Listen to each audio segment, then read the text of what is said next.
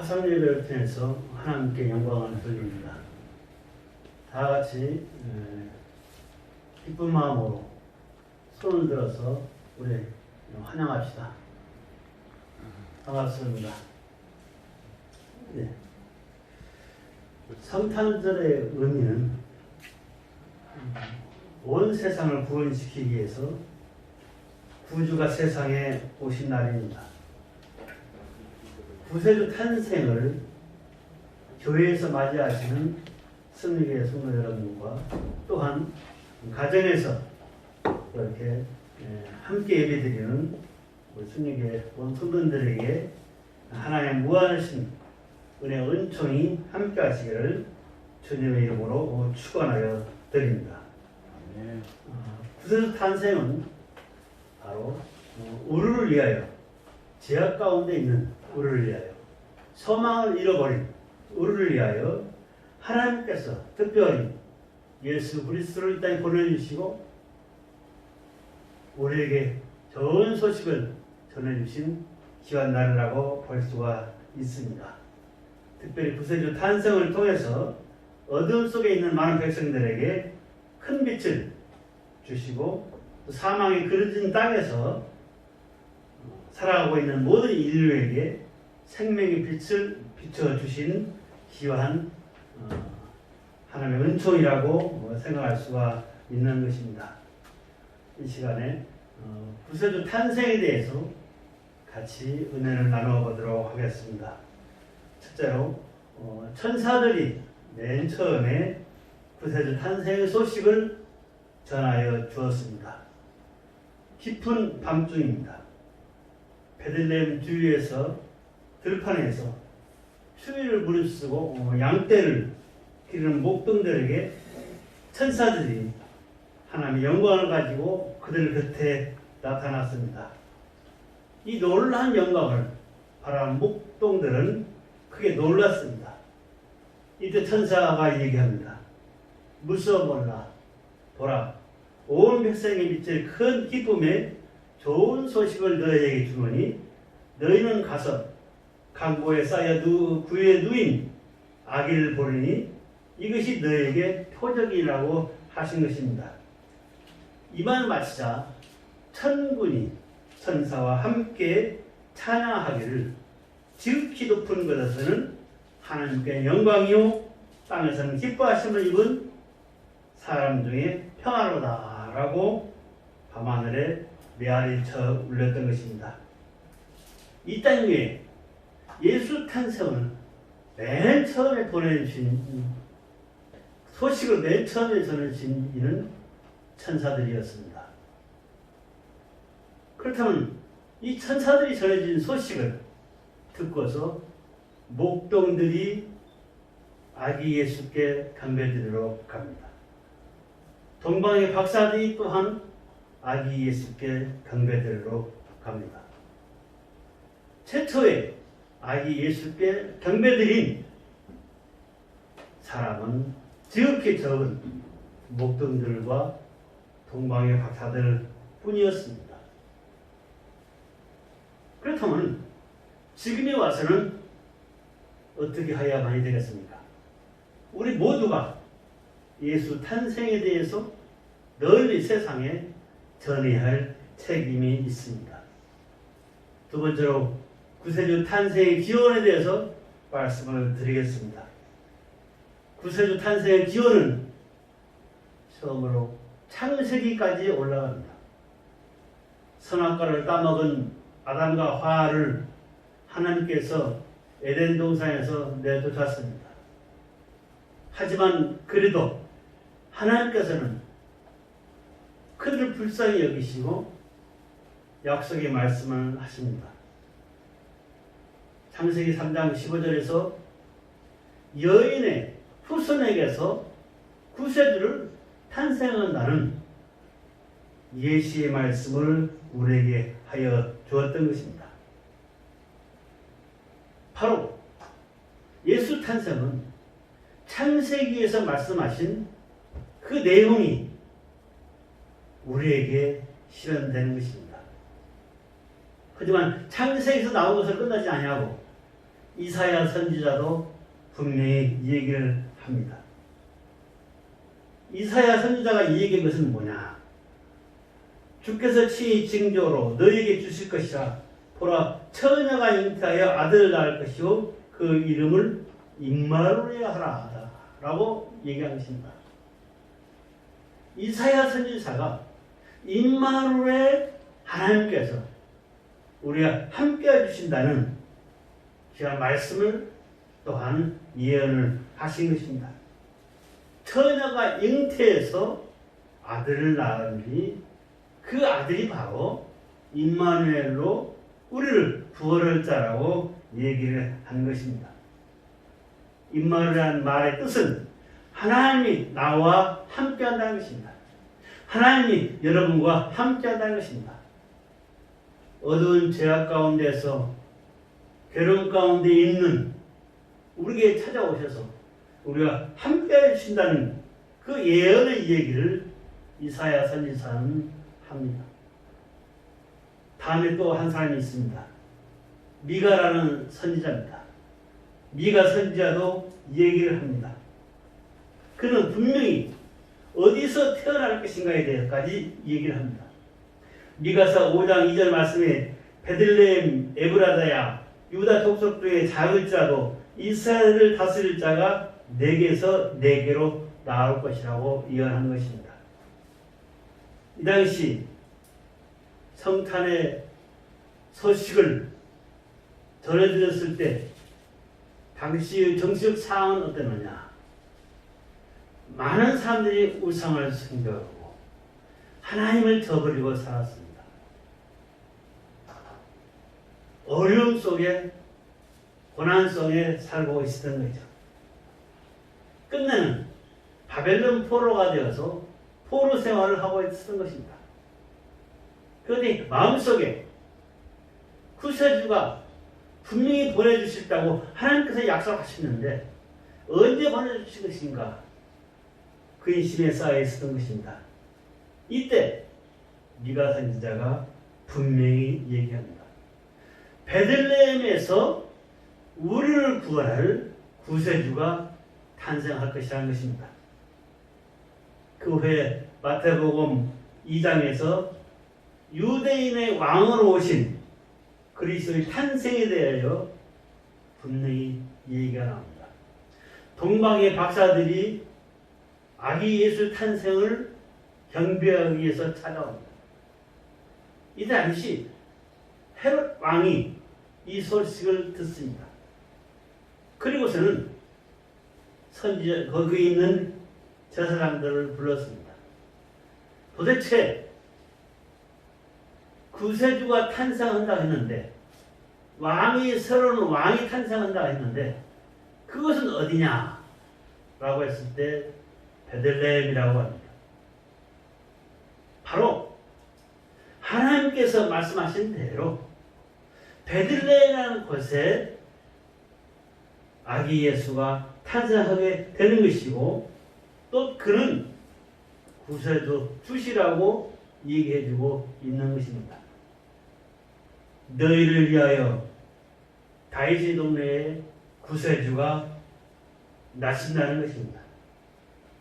이 메시지는 창세기에서 얘기한 것과 이사야가 얘기한 것과 미가가 얘기한 것, 이 모든 것이 다 하나님의 계획 안에 이루어진 것입니다. 하나님이 약속하신 것을 분명코 이루어 주신 것입니다. 셋째로 마리아에게 나타난 가브리엘의 소식입니다. 천사가 마리아에게 나타납니다. 그러면서 얘기를 합니다. 마리아야, 너는 하나님의 은혜를 받은 자라, 하나님의 은총을 받은 자라고 얘기를 하는 것입니다. 그러면서 마리아야, 무서워 말라. 내가 하나님께 은혜를 입었느니라. 보라, 내가 수태하여 아들을 낳으리니 그 이름을 예수라 하라. 저가 큰 자가 되고 지극히 높으신 하나님의 아들이라 일컬음을 받을 것이라고 얘기를 한 것입니다. 그러면서 특별히 마리아에게 주신 하나님의 은총을 얘기를 합니다. 성령의 권능으로 마리아가 아기 예수를 잉태했고 아기 예수를 탄생하게 하여 주었던 것입니다. 또한 처녀가 잉태하여 아들을 낳을 것이라는 이사야 선지자의 예언의 말씀이 그대로 이루어진 것입니다. 바로 이러한 것들이 바로 예수 그리스도의 탄생에 대해서 이미 계획하신 하나님께서 우리를 사랑하시고 우리를 죄의 속박해서 구원하실 예수의 탄생을 우리에게 알려준 것입니다. 그렇다면 이 시대에 와서 우리가 예수가 탄생했으니 이 예수 탄생에 대해서 전해야 할 탄생의 소식이 있습니다. 그렇다면 예수 그리스도는 누구냐 하는 것입니다. 우리가 예수 그리스도를 누구라고 우리 주변에 있는 사람들에게 전해야만이 되는 것이냐 이겁니다. 분명히 기쁜 소식입니다. 첫째로 생각할 수 있는 것은 온 인류를 구원할 자, 구세주로 오신 것이 당신이다. 우리를 구원할 자로 예수 그리스도가 이 땅에 오신 것입니다. 많은 사람들은 죄악된 세상에서 자기 생각대로 살아가고 있습니다. 하지만 하나님께서는 그들을 불쌍히 여기시고 우상을 숭배하고 있는 그들에게 바로 구세주 탄생의 소식을 알리라고 우리에게 얘기해주고 있는 것입니다. 이 세상의 모든 사람들은 구세주가 필요합니다. 나를 구원해 줄 자가 있어야만이 된다는 것입니다. 세상에 많은 사람들은 어떻게 살고 있습니까? 도임은 최고다, 명예면 최고다, 권력이면 최고다 합니다. 하지만은 돈이 많이 있어도, 명예를 가지고 있어도, 권력을 가지고 있어도 그들의 마음은 공허할 뿐입니다. 요즘 세상 돌아가는 상태를 여러분 보시면 아실 것입니다. 오로지 하나님께서는 이 세상에 몸담고 있는 우리에게 바로 구세주가 필요하고 그 구세주이신 예수 그리스도가 탄생했으니 이 소식을 전하라는 것입니다.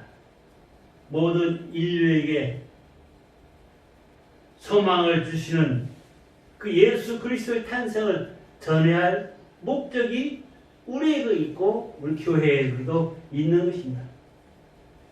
다음에는 무엇입니까? 우리가 전해야 할 것은 구세주는 예수를 믿으면은 누구나 다 구원받는다는 사실입니다. 누구나 다 하나님과 함께하면서 하나님께서 주시는 놀라운 은혜의 축복을 받을 수가 있다는 것입니다. 그때 우리에게 최대의 선물이 바로 예수 그리스도의 탄생이시고 그를 믿는 것입니다. 바로 이 성탄절이 예수 그리스도를 믿지 않는 자들에게 우리는 분명히 누구든지 예수 믿으면 다 구원을 받는다는 소식을 전하야만이 됩니다. 성경에 보게 되면은 시므온이라는 사람이 나옵니다. 이 시므온은 어떤 사람이냐? 그런 성탄의 고백을 합니다.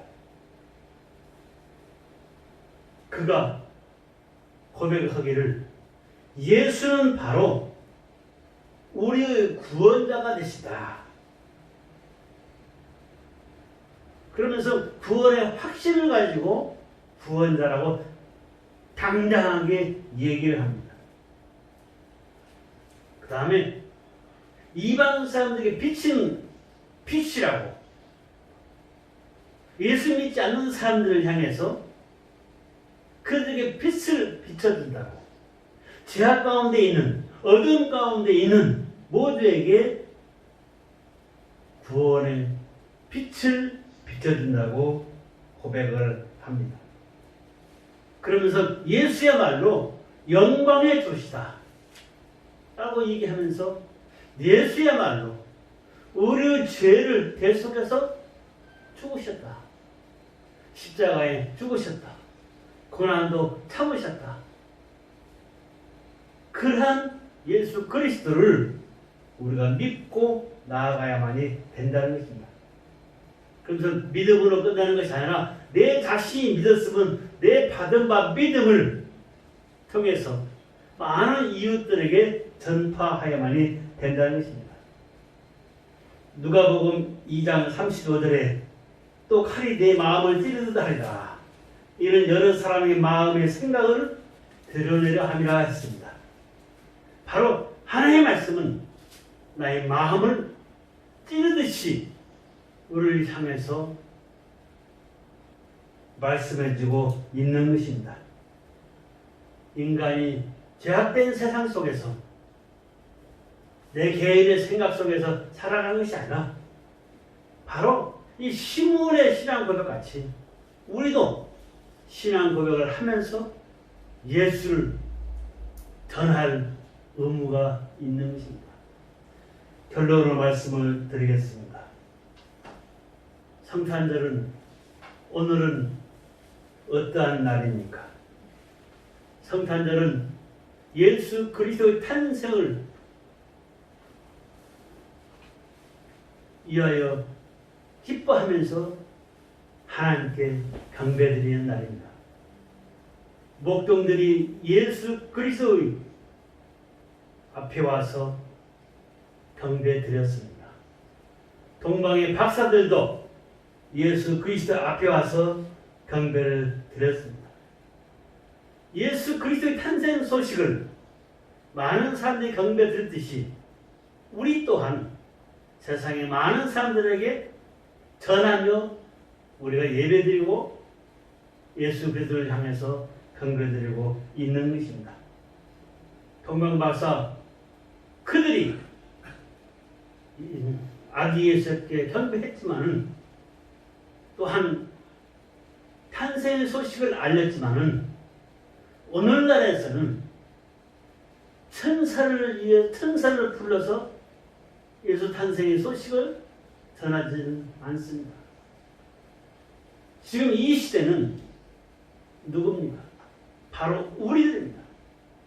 예수 그리스도를 주로 시인하면서 예수 탄생을 기뻐하는 우리에게 하나님께서 예수 탄생의 소식을 전하라고 우리 마음속에 지시하고 있는 것입니다. 명령하고 계시는 것입니다. 예수 그리스도의 말로 우리에게 참다운 평안과 삶의 축복을 부어주십니다. 그 예수 그리스도를 나만이 품고 있는 것이 아니라 예수 믿지 아니한 자들에게 전해야 할 책임이 우리한테 있는 것입니다. 끝으로 성탄의 기쁜 소식을 예수 믿지 않고 있는 사람들한테 전하시고 우리는 더욱더 하나님께 경배드리면서 여러분의 삶은 하나님의 무한하신 은혜와 축복 속에서 승리의 삶을 누리시기를 주님의 이름으로 축원하여 드립니다. 기도하시겠습니다. 감사하신 아버지 하나님, 주님의 귀한 은총 속에서 저희들을 향해서 예수 그리스도의 전할 수 있는 믿음을 주시니 감사합니다. 예수 그리스도의 탄생이야말로 그를 믿으며 그가 주신 편안 속에서 하나님께 영광 돌리며 살아가고 있지 않았습니까? 아버지 하나님, 우리 모두가 하나님께 영광을 돌리면서 주의 은혜 속에서 축복된 삶을 누리게 하여 주시옵소서. 이 성탄 예배를 통해서 가정에서도 예배드리는 우리 성도들 이외에도 주의 축복이 임하게 하시고 우리 모두에게도 하나님의 축복이 임할 수 있도록 인도하여 주시옵소서. 감사하고 예수님의 이름으로 기도드려옵나이다. 아멘.